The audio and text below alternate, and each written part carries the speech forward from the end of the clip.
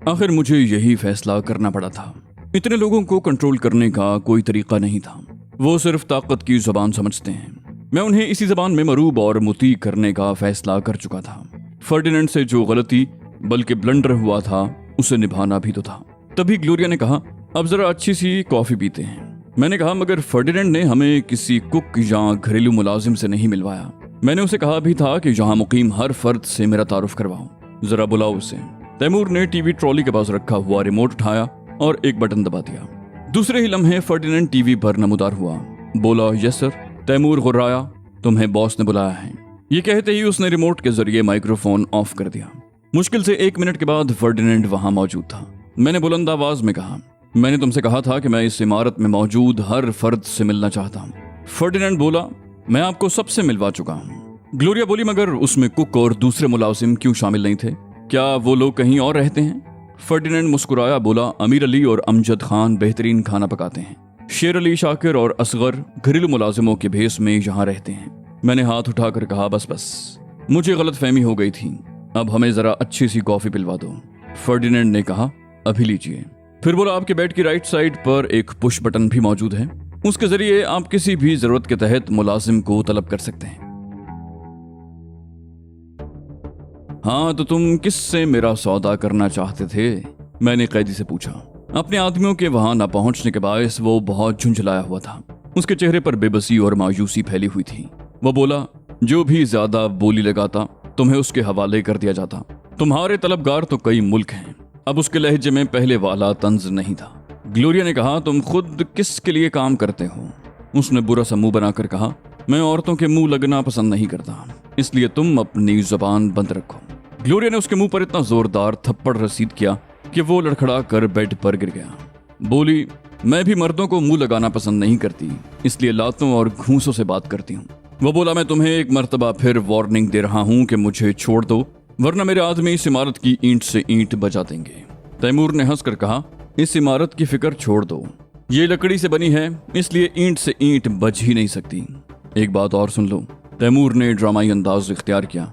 बोला, तुम्हारे पास जो ट्रांसमीटर है वो तुम्हारे किसी काम नहीं आएगा, उस पर ज्यादा भरोसा मत करना। वो बुरी तरह चौंक उठा, बेयकीनी से बोला, तुम क्या जानो कि मेरे पास ट्रांसमीटर है? तैमूर ने कहा, कहो तो उसी ट्रांसमीटर पर तुम्हारे बॉस को तुम्हारी आवाज सुनवा दूं। वो बोला, तुम सब कुछ तो जानते हो, फिर मुझसे क्या चाहते हो? उसका लहजा शिकस्त खूरदा था। मैंने अचानक पूछा, माइकल का तुम लोगों से क्या ताल्लुक है? वो बोला, तुम्हें घेरने के लिए माइकल ने हमारी खिदमत हासिल की थी। वो पहले भी हमसे काम लेता रहा है। बॉस को मालूम हो गया था कि तुम पाकिस्तान आ रहे हो, मगर उसने तुम्हारे मामले को भी मामूली समझा, वरना मैं तुम्हारी कैद में ना होता। वैसे बॉस को उसी वक्त तुम्हारी अहमियत का अंदाजा लगा लेना चाहिए था जब माइकल जैसे शख्स ने हमारी खिदमत हासिल की थी।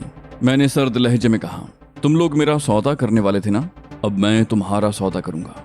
तुम्हारा बॉस माइकल के बदले में तुम्हें ले जा सकता है। फिर मैंने कुछ तवक्कुफ के बाद कहा, अगर बॉस के लिए तुम जरा भी अहम हुए तो वो ये सौदेबाजी मंजूर कर लेगा।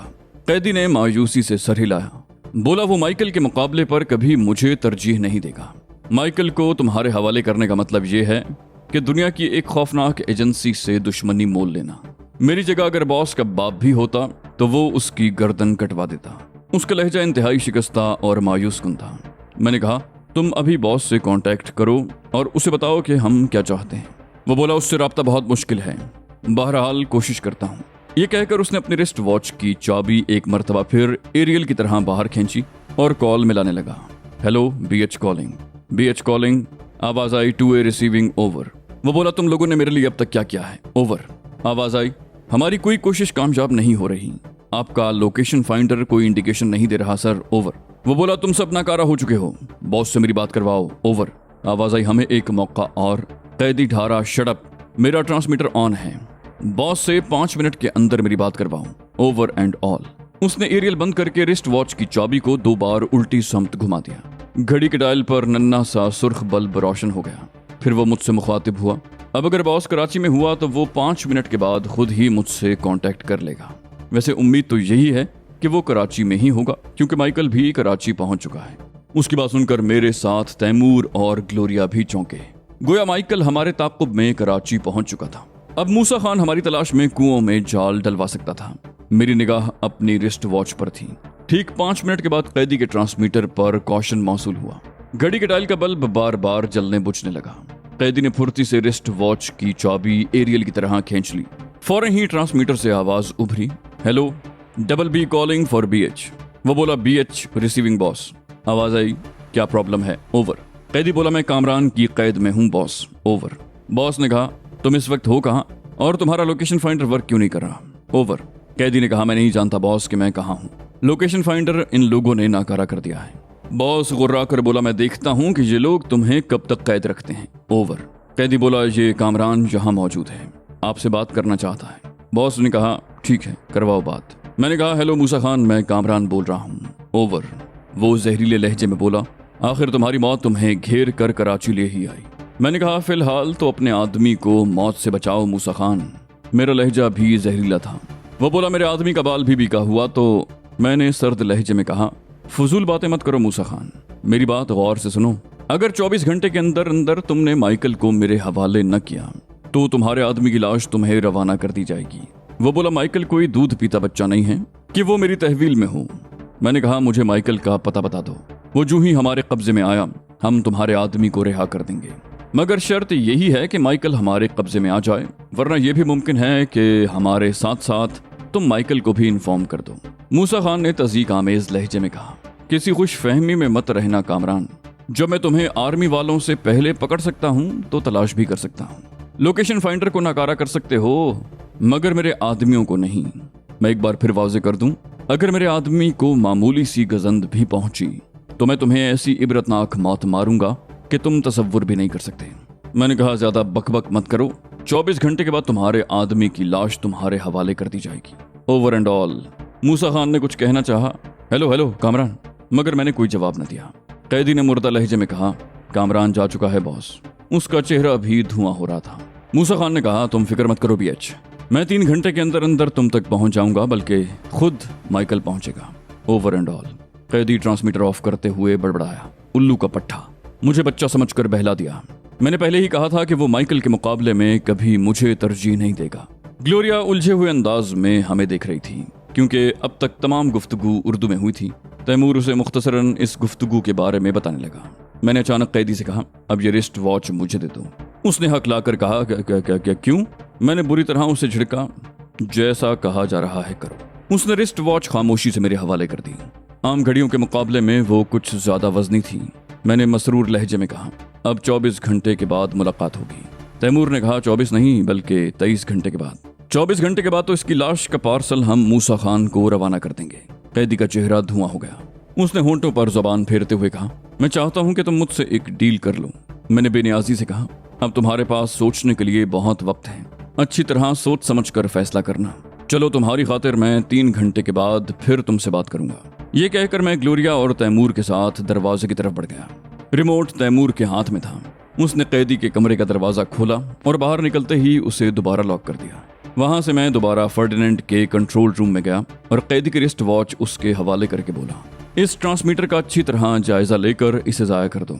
इसकी फ्रीक्वेंसी नोट कर लेना, मुमकिन है बाद में हमें इस फ्रीक्वेंसी की जरूरत पड़े। फर्डिनेंड ने मुस्तैदी से कहा, ओके सर। हम लोग एक मरतबा फिर बेडरूम में जा बैठे। तैमूर ने कहा, हमें बहुत मोहतात रहना होगा सर। मूसा खान के साथ साथ अब माइकल भी पूरी कुव्वत से मैदान में कूद पड़ेगा। दोनों ही की पहुंच बहुत ऊपर तक है। कभी कभी मैं सोचता हूं कि हमने पाकिस्तान आकर गलती की, वहीं से किसी खलीजी रियासत में निकल जाते।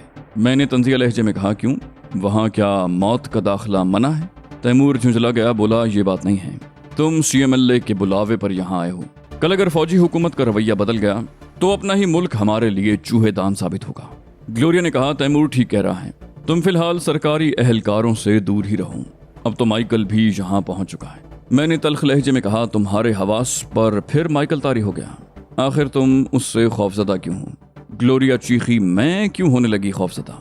तैमूर बोला, तुम लोग बाद में लड़ना, फिलहाल तो खाना खाओ वरना भूख की शिद्दत से मेरा इंतकाल हो जाएगा। हमने सुबह फ्लाइट पर नाश्ता किया था, उसके बाद से अब तक कुछ भी नहीं खाया और अब शाम के 5 बज रहे हैं। ग्लोरिया ने कहा, भूख तो मुझे भी लग रही है, मैं खाना लगवाती हूँ। मैंने कहा, जरा इरफान को मेरे पास भेजना। चंद मिनट के बाद इरफान दरवाजा नॉक करके कमरे में दाखिल हुआ। यस बॉस, आपने मुझे बुलाया था। मैंने कहा, हाँ, तुम्हें इसीलिए बुलाया था कि तुम होशियार रहो और अपने सब आदमियों को भी अलर्ट कर दो। हम पर किसी भी वक्त हमला हो सकता है। हाँ, एक बात का ध्यान रखना, अपना कोई आदमी मेरी इजाजत के बगैर इस इमारत से बाहर कदम ना निकाले। बस अब तुम जाओ। इरफान ने मुस्तैदी से कहा, ओके सर, और वो उल्टे कदमों वापस चला गया। मैंने इस ट्रांसमीटर की एक एक चीज देख ली है सर, फर्डिनेंड ने कहा। वो मुअद्दब अंदाज में मेरे सामने खड़ा था। मैंने सोफे की तरफ इशारा करते हुए कहा, बैठ जाओ और मुझे तफसील से बताओ। उसने कहा, वो बहुत ताकतवर ट्रांसमीटर था और उसकी रेंज 200 किलोमीटर से भी ज्यादा थी। उसका लोकेशन फाइंडर भी इंतहाई ताकतवर था। अगर मैं उसका तफसीली जायजा न लेता तो वो 2 घंटे के बाद फिर काम शुरू कर देता। अब मैंने उसे पूरी तरह तबाह कर दिया है। मैंने कहा, मगर तुम तो कह रहे थे कि। वो बोला, मुझे अंदाजा नहीं था कि वो लोग इतने ताकतवर ट्रांसमीटर इस्तेमाल करते हैं। रिस्ट वॉच में आम और बहुत मामूली ट्रांसमीटर इस्तेमाल होते हैं, इससे ज्यादा की गुंजाइश भी नहीं होती, मगर वो ट्रांसमीटर गैर मामूली था। उसका मैग्नेटिक सिस्टम मुसलसल काम कर रहा था और मुमकिन था कि किसी भी वक्त वो इस जगह को इंडिकेट कर देता। मैंने सर्द महरी से कहा, ठीक है, तुम जाओ, आइंदा अंदाजे लगाने में जरा मोहतात रहना। फर्डिनेंड के जाने के बाद मैं एक मर्तबा फिर कैदी के कमरे में चला गया। इस मर्तबा मेरे साथ सिर्फ ग्लोरिया थी। कैदी का चेहरा इन 3 घंटों में ऐसा हो गया था जैसे किसी ने उस पर हल्दी मलती हो। चेहरा देखकर एक लम्हे को तो मुझे ऐसा लगा जैसे किसी मुर्दा इंसान का चेहरा हो। आदमी कितना ही जीदार और सरकश हो, क़ब्ल अज़ वक्त मौत का इल्म बड़े बड़े सुरमाओं को भुरभुरी मिट्टी की तरह ढेर कर देता है। उसने मुझे वीरान आंखों से घूरा और थूक निकल कर रह गया। मैंने तंजिया लहजे में कहा, तुम्हारे बॉस ने अब तक तुम्हारे लिए कुछ नहीं किया? उसने मुझे 3 घंटे का टाइम दिया था। फिर मैंने चौंक कर कहा, मैंने तो अब तक तुम्हारा नाम भी नहीं पूछा। उसने खोखले लहजे में कहा, नाम में क्या रखा है कामरान साहब? मैंने कहा, तुम्हारे सिलसिले में काम में भी कुछ नहीं रखा। तुमने अपनी जिंदगी के न जाने कितने कीमती बरस मूसा खान के हाथ मजबूत करने में ज़ाया किए होंगे। उसका सिला तुम्हें क्या मिला? चंद बहलावे और झूठी तसल्लियां। उसने तल्ख लहजे में कहा, यह जुर्म की दुनिया इतनी ही सफाक होती है कामरान साहब। जब तक मैं उसके लिए कारामत था, उसके गिरोह का नंबर 2 कहलाता था। मैंने बेशुमार बेगुनाहों की जान ली है, इगवा किए हैं, दुनिया का हर गैर कानूनी काम किया है, सिर्फ और सिर्फ मूसा खान की खुशनूदी के लिए। अब उसने बीच मंझधार में छोड़ दिया। फिर वो अचानक ग्लोरिया से मुखातिब हुआ, बोला सॉरी मैडम, मेरी इंग्लिश इतनी अच्छी नहीं है कि मैं कामरान साहब की तरह रवानी से बोल सकूं। मुमकिन है मेरी टूटी फूटी इंग्लिश आपकी समझ में ना आ रही हो। अगर इतनी इंग्लिश आती होती तो मैं मूसा खान के साथ कब होता, कहीं बाइज्जत मुलाजिमत करता। हमारे मुल्क के लोग आज भी ज़हनी तौर पर अंग्रेजों के गुलाम हैं। आदमी को चाहे कुछ भी ना आता हो, बस इंग्लिश बोलना जानता हो तो उसे अच्छी से अच्छी मुलाजिमत मिल जाती है। उसे पटड़ी से उतरते देखकर मैंने कहा, तुम्हारे घर वाले तो होंगे, मरने से पहले तुम उनके लिए कोई पैगाम देना चाहो तो दे दो। मैं वादा करता हूं कि वो मुल्क के या दुनिया के किसी भी हिस्से में हुए तुम्हारा पैगाम उन्हें पहुंचा दिया जाएगा। मैंने जानबूझकर उस डील का तस्करा नहीं किया था जो वो मुझसे करना चाहता था। मैं चाहता था वो खुद ही इस सिलसिले में पहल करे। उसने खाली और वीरान नजरों से मुझे घूरा, बोला, मरने से पहले? मैं तो उनके लिए उसी दिन मर गया था जिस दिन मैंने घर छोड़ा था, मगर अब मूसा खान को तबाह किए बगैर नहीं मरूंगा। मैंने उस हरामजादे के लिए बेशुमार मर्तबा जान की बाजी लगाई, उसके आगे ढाल बना रहा और कई दफा उस पर चलाई जाने वाली गोलियां अपने जिस्म पर खाईं। वो मरदूद मेरे सारे एहसान भूल गया। मालो दौलत की हवस ने उससे दोस्त दुश्मन की पहचान भी छीन ली। मुजरिमों के भी कुछ उसूल होते हैं। तुम खुद भी इसी दुनिया के बासी हो कामरान। मुझे बताओ, तुम्हारा वो साथी क्या नाम है उसका? हाँ, तैमूर। वो अगर किसी मुश्किल में फंस जाए तो क्या तुम उसे यूं ही बेजारो मददगार छोड़ दोगे? तुम हरगिज ऐसा नहीं करोगे। तुम लाख संग दिल और सफाक सही, मगर अपने जानेसार साथी को बेआसरा नहीं छोड़ोगे। उसने मुझे भी किसी मुजरिम तंजीम का सरबराह समझ लिया था। मैंने उसे टोकना मुनासिब न समझा। वो कुछ तवक्कुफ के बाद फिर बोला, मैंने तुमसे कहा था कि मुझसे एक डील कर लो।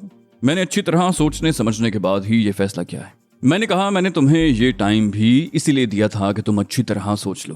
वो बोला, मैं तुम्हें मूसा खान के एक एक अड्डे का पता बता सकता हूँ। माइकल के बारे में बता सकता हूँ कि वो इस वक्त कहाँ मिलेगा। मैं मूसा खान को तबाह बर्बाद कर दूंगा। मैंने कहा, मूसा खान से मैं बाद में निपटता रहूंगा, फिलहाल मुझे माइकल का एड्रेस चाहिए। उसने कहा, माइकल जब भी आता है वो मूसा खान के डिफेंस या हिल पार्क वाले बंगले में कयाम करता है। वो इस वक्त भी उन 2 बंगलों में से किसी एक में होगा। ग्लोरिया ने कहा, यह बात मूसा खान भी जानता होगा कि तुम उसके तमाम राजों से वाकिफ हो, फिर उसने तुम्हें हमारे रहमो करम पर क्यों छोड़ दिया? वो बोला, उसे शायद ये खुश फहमी होगी कि मैं जुबान नहीं खोलूंगा और तुम लोग मुझे हलाक कर दोगे। अचानक तैमूर की आवाज सुनाई दी, ये बात नहीं है। मैं चौंक उठा। वो और फर्डिनेंड न जाने किस वक्त वहां आ गए थे। कमरे का स्लाइडिंग डोर बेआवाज खुलता था। मुझे हल्की सी सरसराहट का एहसास तो हुआ था, मगर मैंने उस पर तवज्जो नहीं दी थी। फर्डिनेंड बोला, इस ट्रांसमीटर में एक निहायत ताकतवर रिमोट बम भी पोशीदा था। इसमें दोहरा सिस्टम था। रिमोट के साथ साथ वो टाइम बम भी था। इसमें ठीक 3 घंटे के बाद का टाइम सेट था। मुझे अगर चंद सेकंड के बाद देर हो जाती तो न सिर्फ मेरे चीथड़े उड़ जाते, बल्कि पूरा कंट्रोल रूम मलबे का ढेर बन जाता। घड़ी में पोशीदा वो नन्ही सी डिवाइस मुझे ऐन वक्त पर नजर आ गई थी। मैंने फुर्ती से उसका फ्यूज निकाल कर बम को नाकारा कर दिया। इस इंकिशाफ से थोड़ी देर तक कमरे में सन्नाटा तारी रहा। फिर इस सन्नाटे को कैदी ही की आवाज ने तोड़ा। अब तुम लोग समझे कि उसने मुझे क्यों इतनी बेनियाजी बल्कि बेरहमी से तुम्हारे रहमो करम पर छोड़ दिया था। उसे अंदाजा था कि कम से कम 4-5 घंटे तो तुम मेरी जबान खुलवाने में कामयाब नहीं हो सकोगे। वो चाहता तो रिमोट के जरिए आधे घंटे के बाद भी मेरी जान ले सकता था, और 3 घंटे के बाद का टाइम तो सेट ही था। मैंने उलझे हुए अंदाज में कहा, अगर इस घड़ी में रिमोट बम था तो मूसा खान ने उस वक्त इसे इस्तेमाल क्यों नहीं किया जब मैं उससे बात कर रहा था। फर्डिनेंड बोला, घड़ी में जो एरियल था उसके टच होने से सर्किट कंप्लीट होता था। जब ट्रांसमीटर इस्तेमाल होता है तो बम काम नहीं कर सकता। मुझे याद आया कि मैंने बात करने के बाद ट्रांसमीटर कैदी के हवाले कर दिया था। उसने बताया था कि कामरान यहाँ से जा चुका है। फिर उस वक्त ट्रांसमीटर भी ऑन था, वरना मूसा खान उस मौके से जरूर फायदा उठाता। मैंने कैदी से पूछा, अब क्या कहते हो, अब तो अपना नाम बता दो। वो बोला, माँ बाप ने तो मेरा नाम करम अली रखा था, मगर अब तो बरसों से मैं सिर्फ BH हूँ। लेकिन अब मैं BH नहीं बल्कि करम अली मूसा खान को अपने हाथों से मौत के घाट उतारेगा। BH तो रिमोट बम से मर गया। फिर वो बोलते बोलते एकदम बुझ सा गया। बोला, मगर तुम लोग मुझ पर एतबार कब करोगे और ये मौका दोगे कि मैं अपने हाथों से मूसा खान को जहन्नम रसीद करूं? मैंने कहा, हम तुम्हें ये मौका जरूर देंगे, मगर माइकल से निमटने के बाद। तुम हमें माइकल का पता बताओ।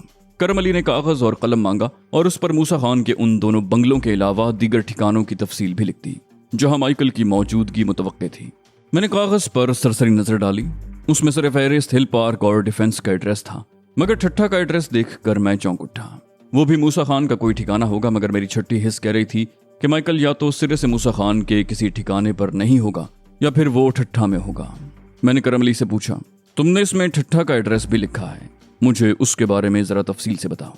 उसने कहा, वो हवेली वडेरे हुसैन बख्श की मिल्कियत है, मगर कागजात की हद तक, वरना वहां का असल मालिक मूसा खान ही है। ये जगह ठट्ठा से भी तकरीबन 50 किलोमीटर हटकर वाक़ है। उसके आसपास कोई दूसरी इमारत नहीं है, सिर्फ खेत और खुदरौ झाड़ियां हैं, बल्कि झाड़ियां क्या, छोटा मोटा जंगल है। वहां तक पहुंचने के लिए मूसा खान ने बुलडोजर के जरिए जमीन हमवार करके पगडंडी सी बना दी है। उस रास्ते पर कारें भी जा सकती हैं, जीपें ज्यादा कारामद रहती हैं। मगर तुम उसके बारे में इतनी तफसील से क्यों पूछ रहे हो? मैंने कहा, मेरा अंदाजा है कि माइकल वहीं मौजूद होगा। वहां से कराची पहुंचने में बमुश्किल 2.5-3 घंटे लगते हैं। वो चाहे तो रोजाना वहां से यहाँ आ भी सकता है और अपना काम करके लौट भी सकता है। इसके अलावा दूसरी महफूज जगह उसका सिफारत खाना है, मगर सिफारत खाने में रहकर वो आज़ादी से अपनी सरगर्मियां जारी नहीं रख सकता, क्योंकि वो जगह न सिर्फ पाकिस्तानी पुलिस बल्कि दीगर खुफिया एजेंसियों की नज़र में भी होती है। ग्लोरिया ने कहा, मेरा भी यही ख्याल है कि माइकल ठट्ठा में है। मैं उसके मिजाज से वाकिफ हूँ। वो हमेशा ऐसी जगहों को तरजीह देता है जहाँ किसी की मुदाखलत का अंदेशा कम से कम हो। करम अली ने कहा, मगर एक बात जहन में रखना, अगर माइकल वहां हुआ तो मूसा खान ने वहां कदम कदम पर गार्ड्स का जाल बिछा दिया होगा। वो जगह भी ऐसी है कि पूरी बटालियन भी आसानी से वहां छुप सकती है।